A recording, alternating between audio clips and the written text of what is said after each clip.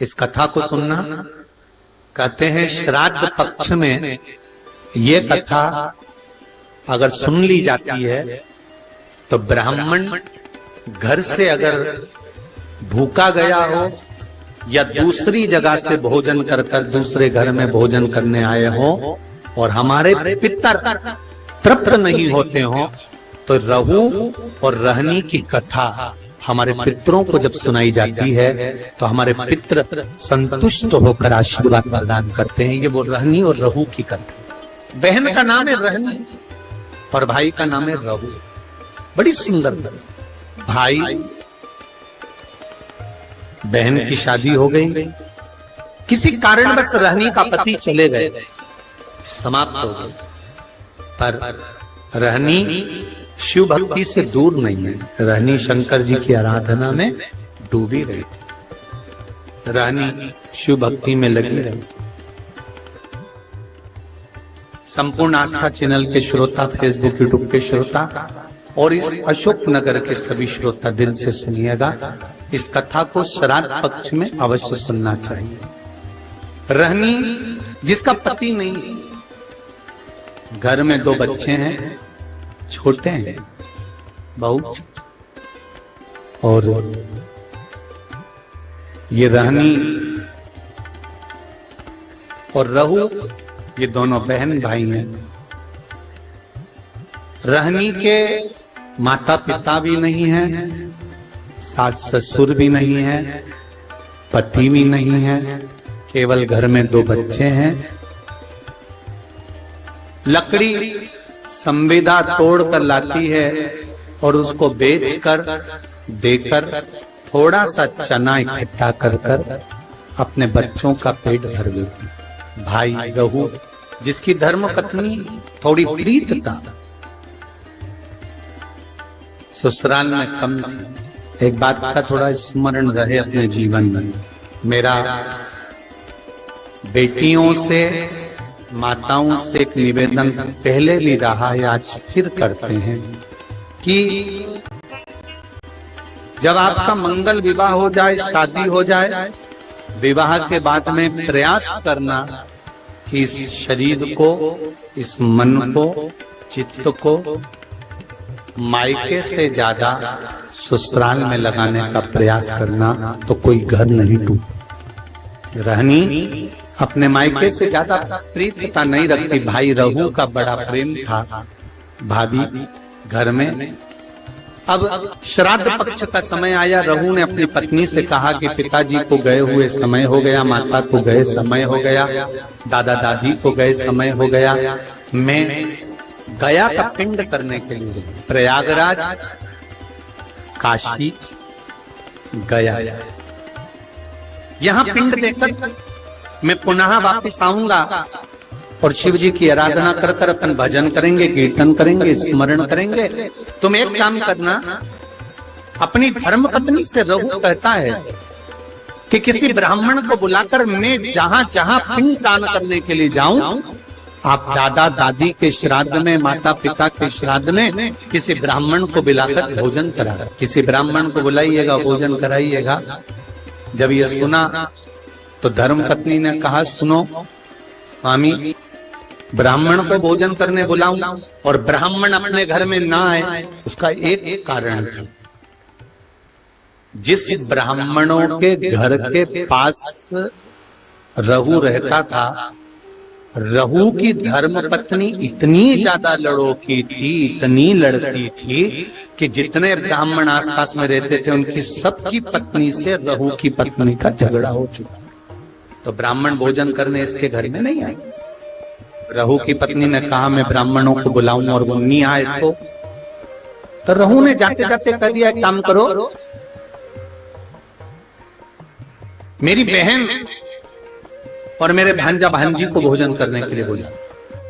सनातन धर्म के अंतर्गत एक भांजे को या एक भांजी को भोजन कराना मतलब 100 ब्राह्मण को भोजन कराने के बराबर है। सनातन धर्म की रीति है ये महाराज। एक भांजे को या एक भांजी को भोजन कराना 100 ब्राह्मण को भोजन कराने के बराबर है। तो तुम एक काम करो, मेरी बहन रहनी को बुलाओ और अपने भांजा भांजी को बुलाओ, क्योंकि भांजा भांजी छोटे हैं, अकेले आ नहीं सकते, उनको बुलाकर भोजन कराओ। अब पति ने कहा कि तुम उनको भोजन करा देना, और पति चले गया। धर्म पत्नी इतनी विचित्र थी कि उसने अपनी ननंद को बुलाया तो सही, पर भांजा भांजी को मना करवा दिया कि उनको लेकर मत आना, और भोजन करने के लिए ननंद को नहीं बुलाया, भोजन का काम करने के लिए ननंद को बुलाया, और निमंत्रण मायके वालों को दे दिया कि श्राद्ध में मेरे दादाजी का श्राद्ध है, माता पिता का श्राद्ध है, आप सब आओ। मायके वाले श्राद्ध का भोजन करने आ गए। ननंद को निमंत्रण देकर बुलाया, जी आपकी माताजी और पिताजी का श्राद्ध है, अगर आप नहीं आओगी तो श्राद्ध में अच्छा नहीं लगेगा। ननंद आई, और ननंद ने आने से पहले अपने बच्चों से कहा कि मैं नाना के घर जा रही हूँ। बच्चों की आंख में जल भरा हुआ था। माँ, आप हम दोनों को छोड़कर जा रही हो, हमें भी साथ ले चलो, हम भी चलना चाहते। नहीं, तुम्हारे मामी जी ने केवल मेरा निमंत्रण करा है, मैं जाऊंगी, तुम रुको। माँ, 2 दिन से लकड़ी नहीं मिली, जलवृष्टि हो रही थी, लकड़ी नहीं मिल पाई तो बेच नहीं पाई, 2 दिन से अन्न घर में नहीं आया, हमें भोजन नहीं मिला। माँ, आज तू चली जाएगी, फिर भोजन कौन दे? बेटा बेटी कह रहे हैं, माँ 2 दिन से भोजन नहीं मिला है, माँ हम बहुत भूखे हैं। माँ कहती है, तेरे नाना और नानी का श्राद्ध है, मैं जा रही हूँ, मैं मामी से कहूंगी कि बच्चे भूखे हैं तो भोजन दे देगी मामी। इसको नहीं मालूम था कि ननंद को केवल काम करने के लिए बुलाया। रहनी गई, घर में पहुंची, बहुत मेला लगा हुआ था मायके का। खुश हो गई रहनी, आज मेरे माता पिता का श्राद्ध हो रहा है और इतने मेहमान आए। जब माता पिता के श्राद्ध में 10 ब्राह्मण, 20 ब्राह्मण, 25 ब्राह्मण भोजन करते हैं, तो दुनिया की कोई ऐसी ननंद नहीं होगी जिसके चेहरे पर प्रसन्नता ना हो कि मेरे मायके में इतने लोग भोजन करते हैं, मुझे गर्व महसूस होता। रहनी की आंख में खुशियों के अश्रु आ गए। मेरे माता पिता कितने भाग्यशाली हैं।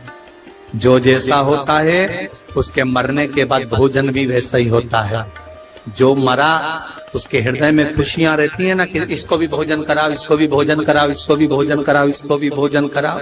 ये जो मिला है ये आपका नहीं है, ये आपके पूर्वजों का है। अब रहनी पहुंच गई, रहनी वहां पहुंच गई। क्या जाकर देखा रहनी ने कि चारों तरफ वहां सुख ही सुख, चारों तरफ वहां पर आनंद ही आनंद है।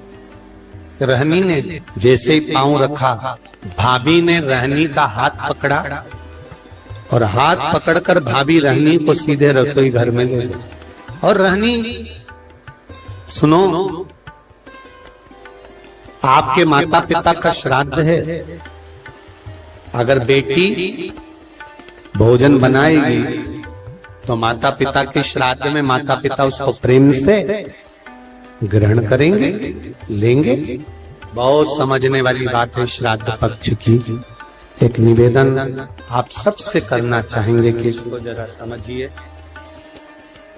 इसको जरा जानना कि आप अपने घर में अगर नाना नानी का श्राद्ध कर रहे हो, भोजन बना रहे हो तो ठीक है, पर मायके में जाकर श्राद्ध का भोजन अगर बेटियां बना रही हैं, ससुराल से गई मायके और मायके में जाकर अगर बेटियां भोजन बना रही हैं तो वो श्रेष्ठ नहीं। मायके में जो भाभी हैं, भैया हैं, परिवार है, कुटुंब है, वो भोजन का निर्माण करे तो उसमें सुख का अनुभव होगा। पर भाभी ने कहा जी भोजन आपको बनाना है क्योंकि आपके माता पिता का श्राद्ध है, तो माता पिता प्रसन्न होंगे, माता पिता को आनंद की अनुभूति होगी, माता पिता आनंद में होंगे। रहनी ने कहा ठीक है, अगर मेरे माता पिता मेरे हाथ का भोजन करना चाहते हैं तो मुझे बनाने में क्या दिक्कत, मैं बना देती। रहनी ने भोजन बनाया, बेटी इंतजार कर रही है कि ब्राह्मण आएंगे मैं भोजन परोसूंगी, और ब्राह्मण आए तो मैं भोजन परोसूं, इसका इंतजार बेटी को हो रहा था। पर रहनी ने देखा ना कोई ब्राह्मण आया, ना कोई संत आया, ना कोई सदगुरु आया, ना कोई वहां भोजन करने के लिए पहुंचा। अगर वहां पर पहुंचे तो केवल भाभी के मायके वाले पहुंचे, जो सब भोजन करने के लिए लग गए, और रहनी से कहा गया कि इन सबको भोजन परोस दिया जाए। भोजन परोसा गया, सबने खाया। आखिरी में रहनी जब भोजन के लिए बैठी तो भाभी ने कहा जी हमारे गोत्र का श्राद्ध है, इसलिए आप इस गोत्र में भोजन मत करो, हमारे गोत्र का श्राद्ध है इसलिए आप इसमें भोजन ना करिए। रहनी को उठा दिया गया, तो रहनी ने पत्तल जो लगी हुई थी उसको उठाकर कहा क्या भाभी मैं अपने बच्चों के लिए, क्योंकि वो तो इस घर के भांजा भांजी लगते हैं, क्या उनके लिए भोजन ले जा सकती हूँ? रहनी ने जब पूछा तो भाभी ने कहा नहीं दीदी, ये जो बचा हुआ भोजन जब एक पत्तल में लग जाता है तो हम इसको बाहर नहीं भेजते, आप रखे रहने दो। माँ रहनी रोती रोती अपने ससुराल पहुंच गई।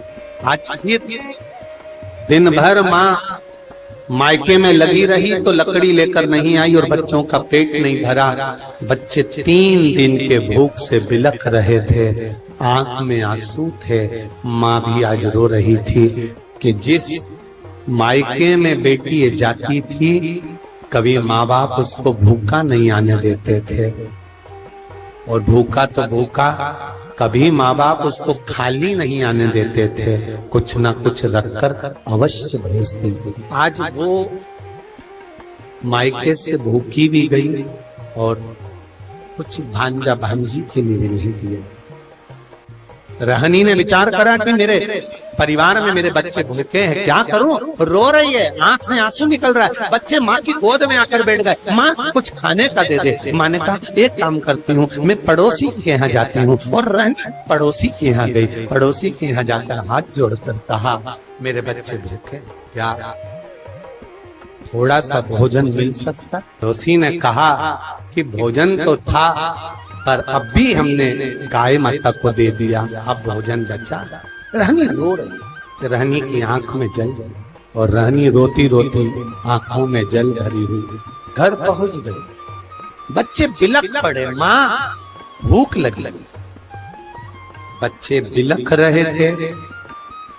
भाई रहू गया जी में जो पिंडदान कर रहा था, जैसे ही पिंड बनाए, पिंड सारे के सारे जितने थे वो काले पड़ गए। उसमें काली तिल भी नहीं डाली तो भी काले पड़ गए। पिंडदान करा, पंडित जी से पूछा ब्राह्मण देवता मैंने पिंडदान करा, पर ये पिंड जो बनाए गए हैं ये सारे के सारे काले पड़ गए हैं, इन पिंड का काला पड़ना क्या कारण? ये पिंड काले क्यों पड़ गए? क्या कारण है कि पिंड काले हो गए? ब्राह्मण देवता ने कहा कि जब घर में सब ब्राह्मण भोजन कर रहे हो, सब परिवार के लोग भोजन कर रहे हो, और घर के भांजा भांजी के नैनों में भूख के कारण जल होता है, तब ये पिंड काले पड़ जाते हैं। हमको लगता है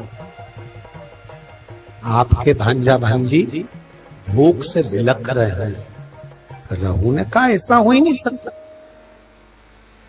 रहू बोले ये नहीं हो सकता, मैं अपनी धर्म पत्नी को कहकर आया हूं कि अगर ब्राह्मण भोजन करने ना आए तो मेरी बहन को भोजन करने बुलाना, भांजा भांजी को भोजन करने बुलाना। तो ये हो नहीं सकता कि भांजा भांजी भूखे हों। आप पता करना, पिंड काला जभी पड़ता है जब भांजा भांजी भोजन नहीं करे हों और भूखे बैठे।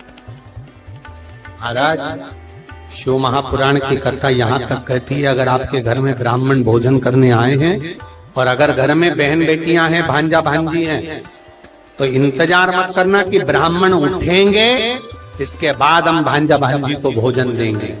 आप तो ब्राह्मण के साथ भांजा भांजी को भी भोजन करने बिठा सकते हो या पहले भी जिमा सकते हो, उसमें कोई दोष, उसमें कोई दोष नहीं। भांजा भांजी अगर भोजन करे तो उसमें दोष नहीं। आप जिमाओ। रहनी के बच्चे भूखे बिलख रहे, रहू को रहा नहीं गया, गया जी का पिंड कर कर रहू सीधे घर पहुंचा। घर में जाकर पत्नी से पूछा, क्यों मेरी बहन आई थी? हाँ।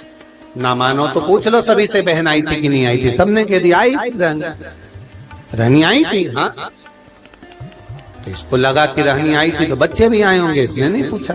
घर गया बहन को, दीदी, ओ दीदी। हाँ भैया, वीरा क्या हो गया?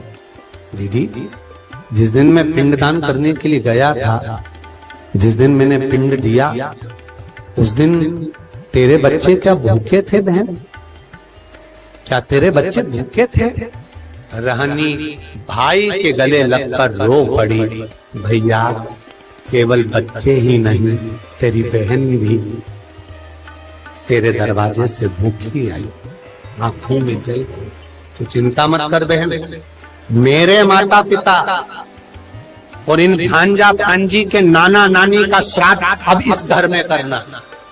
मैं विश्वास से कहता हूं बहन कि पितृदेव कृपा जरूर करेगा। कर भैया, भोजन होता तो मैं अपने बच्चों को ना करा देती, तो क्यों चिंता करता?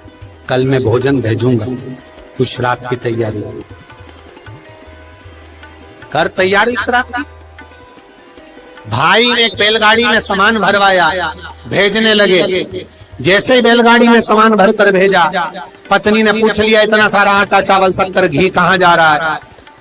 पति ने कह दिया, सारा के सारा मायके वालों को थोड़ा सा घाटा लग गया तुम्हारे, तो उनके यहाँ भेजा जा रहा है।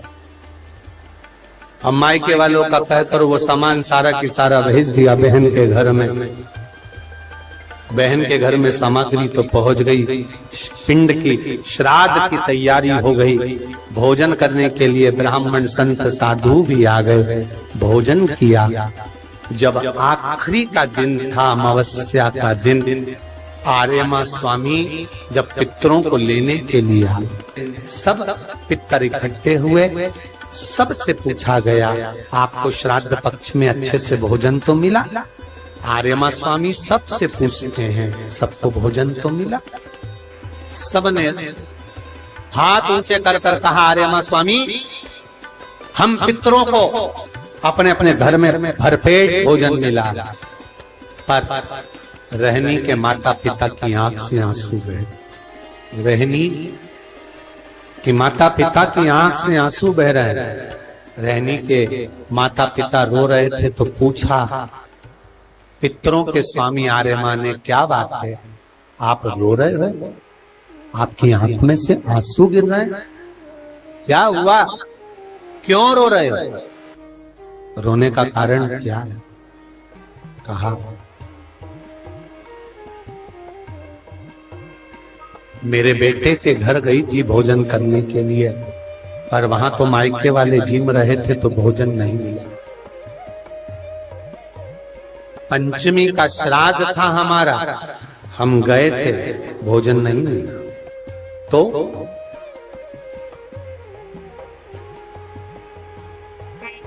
श्राद्ध पक्ष में पितरों को छोड़ा जाता है, भोजन मिला तो ठीक है, नहीं मिला पितर चले जाते। चंद्रलोक से पितृलोक के बीच में एक पितृलोक का सीढ़ी पड़ती है, जीना, सड़ा सीढ़ी, जिसपे पितर चढ़ के पितृलोक जाता। उस सीढ़ी पर कौन रुकता है? उस सीढ़ी पर पितृलोक में जाते समय कौन रुकता है? तर्पण शिव महापुराण की कथा कर रही है कि पंचमी का श्राद्ध था, पितर आए पर आपके यहाँ पर उनको भोजन नहीं मिला, वो पंचमी के दिन का श्राद्ध नहीं जीम पाए, चले गए। पितृलोक की सीढ़ी पर जाकर बैठ जाते हैं। अंदर जो पितर जाते हैं, वो पितर जब अंदर जाते हैं, जाने के बाद बात करते करते जाते हैं कि हमारे बेटे ने हमको खीर खिलाई, हमको पूड़ी खिलाई, और उनके मुख से जो राल टपकती है, तो जो पितर भूखे रह जाते हैं वो पूरा साल उनकी राल को चाटते हैं और बद्दुआ देते हैं कि हमारे बेटे 5 5 4 4 3 3 2 2 इतने बेटे और हमको भूखा छोड़ दिया। तो वो बद्दुआ देते हैं, जिसके कारण बस पितृ दोष होता है। और फिर ब्राह्मण देवता कहते हैं कि ये पितृ दोष हो गया। पितृ दोष क्यों हुआ? क्योंकि वो भूखे रहे। तुम रो रहे हो? हाँ, मेरे बेटों ने भोजन नहीं कराया मुझको। मेरा बेटा चले गया था गया का पिंड करने के लिए, बहू को कह गया था कि भोजन करा देना, पर भोजन नहीं मिला मुझको। फिर हमारी तिथि निकल गई। मेरा बेटा आया, बहन के घर, बेटी के घर में उसने भोजन बनवाया तो हमारे निमित्तार्थ भोजन कराया। तो रो क्यों रहे हो? तुम्हें अमावस्या के दिन भोजन तो मिला ना, तुम्हें रोने का जरूरत क्या है? क्यों रो रहे हो? पितर कह रहे हैं, रो इसलिए रहे हैं कि बेटी के घर का खाया है। अगर शास्त्र कहता है कि बेटी के यहाँ का खा लो तो वैकुंठ निवास नहीं मिलता, तो हमें क्या निवास मिलेगा? शिव महापुराण की एक बात अच्छे से सुन लेना।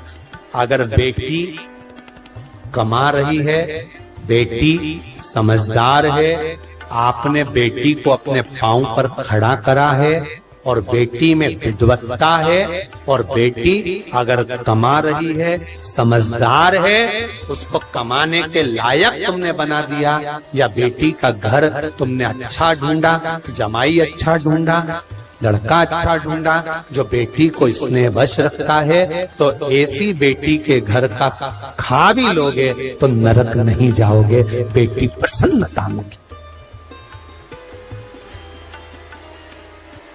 बेटी प्रसन्नता में खिलाती, बेटी के घर का भोजन। हाँ, मैंने किया है, तो मैं पितृलोक में कैसे किसको मुंह दिखाऊंगी? मैं पितृलोक में कैसे जाऊंगी? कहा आर्यमा स्वामी ने, घबराओ मती, तुम्हारी बेटी के घर में तुमने भोजन किया है, पर बेटी के घर में भोजन किया तो वो भोजन तुम्हारे बेटे ने ही भेजा था, बस धर्म पत्नी को नहीं बताया था। पहुंचा तो था, चिंता ना करिए। बेटी के घर में श्राद्ध हुआ है तो भांजा भांजी ने नाना नानी का श्राद्ध करा है। सनातन हिंदू धर्म में जब गया जी में पिंड देने जाते हो, तर्पण करने जाते हो, पिंडदान करने जाते हो, तिलांजलि करने जाते हो, तो आज भी सनातन हिंदू धर्म में माता पिता के नाम के साथ में, दादा दादी के नाम के साथ में पूछा जाता है नाना नानी का नाम। बोलो सही है कि गलत है? नाना नानी का नाम बोलिए, पर नाना नानी का नाम बोलिए, वहां बुलाया जाता। नाना नानी के घर का भी अगर भांजा भांजी अगर कर रहे हैं, श्राद्ध पक्ष मिलेगा अवश्य। तो क्या हमें भोजन मिला है? हाँ, हम आशीर्वाद दे दें। रुको, रहनी शाम के समय दिया लगाने आई, उसके बच्चों को लेकर कुछ ऐसा दे देना, कुछ ऐसा दे देना कि रहनी को लकड़ी नहीं बेचना पड़े और बच्चों को भूखा नहीं देना पड़े। रहनी शाम को दिया लेकर पहुंची घाट पर, जहां पर पितृ जल का प्रतीक्षा कर रहे थे, पानी पीने की तैयारी में थे, और पिता पानी का आचमन कर रहे थे। आर्यमा स्वामी ने आवाज लगाई, चलिए, चलने की तैयारी करिए, और अपने अपने घर के बच्चों को जिन जिन के यहाँ पर भोजन करा है उनको आशीर्वाद प्रदान करो। रहनी आंख में आंसू भरी, रहनी आई, रहनी ने आकर दीप अपने बच्चों से कहा आप लगाओ दीप। कहा माँ आप दिया नहीं लगाओ? माँ कहती है मेरा हाथ खाली, तुम्हारे पिता नहीं, पास में शिव मंदिर था। रहनी के बच्चे दौड़कर शंकर के मंदिर में गए, शिव जी से कहा क्या मेरी माँ दिया नहीं लगा सकती? शंकर के मंदिर में शिव प्रकट होकर रहनी के पास जाकर कहते हैं साधु के वेश में, नारी अगर सौभाग्यवती है तो भी दिया लगा सकती है और सौभाग्य नहीं तो भी लगा सकती है। पूर्वजों का उद्धार, पितरों के उद्धार के लिए ये नहीं देखा जाता कि ये भोजन बनाएगी कि नहीं बनाएगी, वो बनाएगी कि नहीं बनाएगी, वो करेगी कि नहीं। नहीं नहीं, पितरों के उद्धार के लिए आप छोटे हो, बड़े हो, मंझले हो, संजले हो, जो भी हो, शिव की कृपा पर। रहनी ने दिया लगाया, नाना नानी ने आशीर्वाद दिया, हमको भोजन मिला है। एक छोटा सा मट्टी का मटका बेटी के हाथ में पकड़ा दिया, इस मटके में से तू जब जब शिव का नाम लेकर कुछ निकालेगी निकलता जाएगा। बेटी ने उस मटके में से सबसे पहले घाट पर जिस मंदिर में दर्शन करा था और जो संत मिला था उसको देने के लिए कहा, हे पितृदेव, हे शिव, हे ओघड़दानी, कुछ दक्षिणा देना है। उसमें से सोने की मुद्रा निकली और बाबा को देकर विदा। ऐसे मेरे ओघड़दानी रहनी को एक झंडा प्राप्त हुआ, शिव के नाम से, पितरों के नाम से उसमें स्मरण करने लगा। पितृ, मेरा एक निवेदन आपसे भी है, ठेला चलाने वाला, ऑटो चलाने वाला, गाड़ी चलाने वाला, कबाड़ा बेचने वाला, भिक्षा मांगने वाला, एक गरीब से गरीब भी व्यक्ति एक घी का दिया अगर अमावस्या के दिन शाम के समय नदी, तालाब या बावड़ी के स्थान पर, घाट पर लगा दे, श्राद्ध पक्ष में, अगली जब श्राद्ध आए तो बताना जरूर पत्र लिखकर कि पितरों ने भंडार भरा कि नहीं भरा, दिया कि नहीं दिया, देते हैं कि नहीं देते, ये जरूर बता। अगली बार जहाँ कथा रहे तो आ जाना आप बताने के लिए अशोकनगर वालों की हमने। और जितने सुन रहे हैं भारत की भूमि पर, जितने देश विदेश में बैठकर कथा सुन रहे हैं, सब स्मरण करो और सबको सूचना दो कि श्राद्ध पक्ष की अमावस्या को शाम के समय पर दिया लगाने का फल क्या होता है। इस क्लिप को काट कर जनमानस तक भेजिए कि उसका लाभ क्या है, उसका फल क्या।